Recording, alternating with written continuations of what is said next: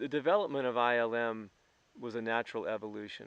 We've realized, we've been stunned as we moved away from home construction out into the field, away from that, out into grading and viewscape clearing and wall construction and forestry mulching. As we began to move outside the home, we basically realized that the standards were so low, so far below the bar, that it needed to be we needed to have a working philosophy. We realized that most people who operate machinery weren't well educated, weren't articulate, and didn't have high expectations for their work, and were often underpaid. When you're underpaid, typically you're not going to invest yourself in your work. And we needed to make a change with that. We tried to hire folks from other companies. That fared poorly. Some of them had lots of skill, but a low level of accountability. So the idea was to bring up our own crew of young guys. It takes years. We learned it's a slow process. You take a guy without any mechanical skills, and you're committed to his education. He has to be committed to the process. And for a long time, he really can't have a whole lot of responsibility. He's there climbing up his learning curve. You know, there's no way. I mean, he just has to learn his skill set before he's of value to the company. And this is the only way we've been able to do it. So ILM essentially was a training tool originally for our guys. If you're a young guy and your job is to come out and evaluate a piece of property for a road build or a site prep or a viewscape, and we've got guys out there doing this now, you need to have a tool set to do this. You need to understand the way the older guys, the more experienced guys are looking at things. And so ILM was that.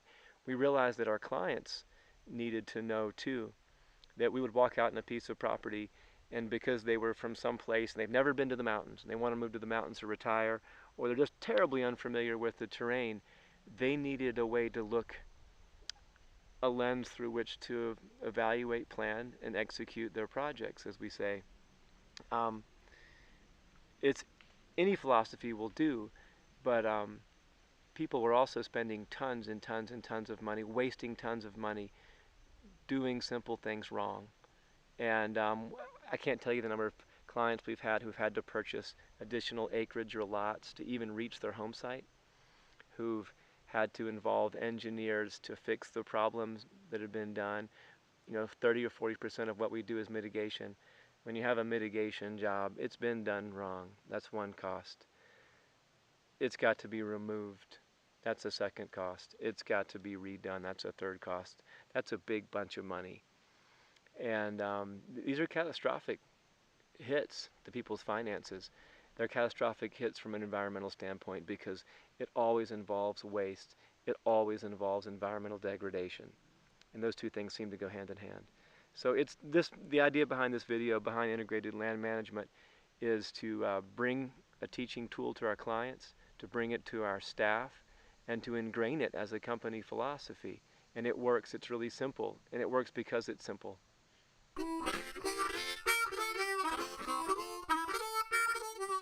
You know, if you're going to, for instance, build a house in the mountains or restore a piece of property, whatever it may be, in many cases, you're left to hire multiple contractors with multiple skill sets, and you're having to officiate between their level of skill, what they do, what they don't do.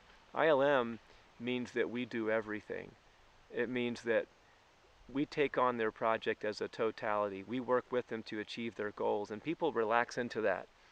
They feel like they have a competent body that's helping them. It also means they save money. If only one person is doing all of this work, there's a really high level of accountability. We invoice every day. They can follow their project and chart their project in real time financially as it relates to what's happening on the ground. And so to work with only one company to do any number of 15 different things that you might do for your project, it saves you money. It saves you money. It happens a lot faster. Imagine, just take all of those 10 or 15 different tasks and put space in them and say, okay, well, this contractor can't get here until this date, and this contractor can't get here until this date. And this means there's weather exposure between those times, and probably there's not good interface. Even if those are good contractors, something wasn't done right to prepare for the next, and so on down the line. And so in that sense, we've closed the weather gap, we've closed the negative interface gap, and it works flawlessly. It means that our jobs go really, really well. I think that the other important aspect of ILM is the more far-reaching aspect of it, that it reaches out to the public at large, that it gets out there into the world, and that people begin to use this really simple tool set. For me, it's kind of like barefoot trimming. I trim horses' feet, trim my own horse's feet, um, and I can see the benefits of trimming horses barefoot in a fashion that they're born into. Horses weren't born with shoes, and so in this sense, it's just something that's been um, advocated by some thoughtful people. It's out there, it's caught on, and so I feel strongly that ILM kind of has some of that same common sense appeal.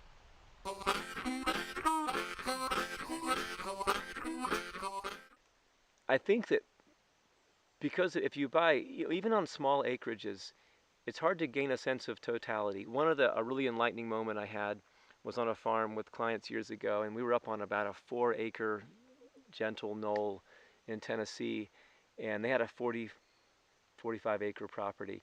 And at one point, one of the clients, as we crossed over a fence, said, "I don't think this is on our property. I think this is all we have." And I understood really deeply at that point that most people don't have an appreciation of what 4 acres is versus 40 acres. They're not likely to get out and really spend time on their property. I'm pretty bad for dragging folks through the woods and the briars. I feel like it's super important.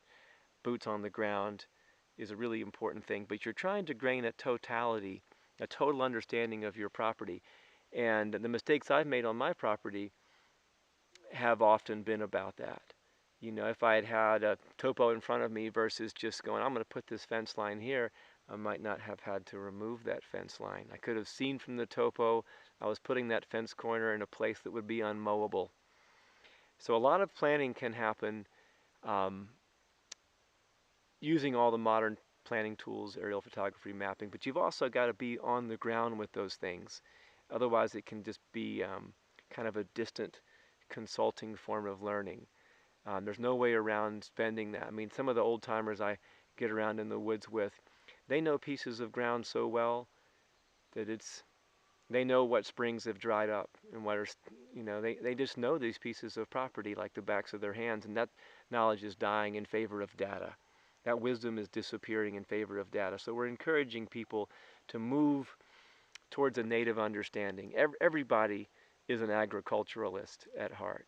Everybody has that encyclopedic understanding of land. It's in there. It might be covered over. You might work in an office 24/7, 365. Put you on your own in the woods. You're going to know something really quickly, maybe under duress, but you're going to know something. And I feel like people can tap into this. I find that we work with lots of clients who are heading from urban environments back into the woods. They're trying to become involved in artisanal agricultural projects, in making things, supporting themselves by living off of the land. And we feel like that those who bring a really careful balance of education and planning, but also just fortitude, get out there and have faith, suck it up. That careful marriage allows those folks to be successful. And at this point in time, we've seen a bunch of folks get out there and do it. And it makes us feel proud.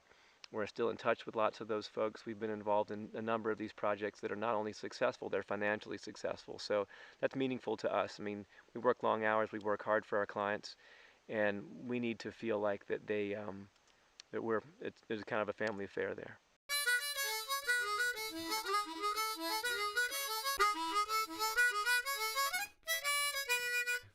People need to avail themselves of as many resources as they can absorb. Depending on if you're beekeeping, we send folks to the local beekeeper, John Christie, who's a font of information and, and interest. We send people up to Joel Salatin's farm in Virginia to see what thoughtful management intensive grazing and integrative agriculture can do. We make videos. We want people to come to workshops. We want people to gain hands-on experience. I think most people in general feel a lot happier and a lot more confident when they can do some ready-to-hand things, when they can chop wood successfully, when they can. Life isn't about achieving financial success. It's about a rhythm. It's about getting enough sleep. It's about having enough good food, spending time with your kids. It's really simple things. And when you don't have recreation and you don't have balance in your life, no amount of financial success will account for that. And I think people need to be in touch with their immediate ends.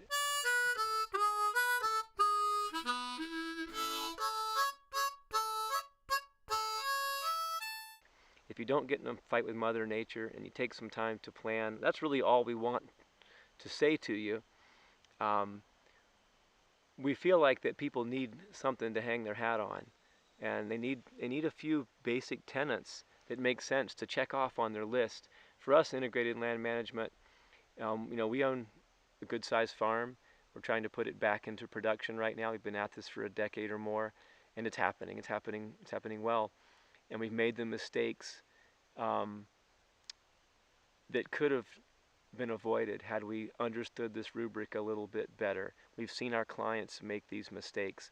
So it's not really about putting forth any set of religious principles. It's just the simplest way to consolidate some common sense.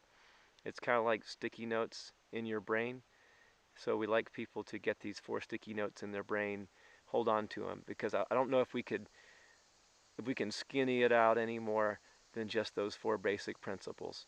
Know your land, educate yourself, plan, consolidate. It's just that simple. I don't know if you can make it more concise.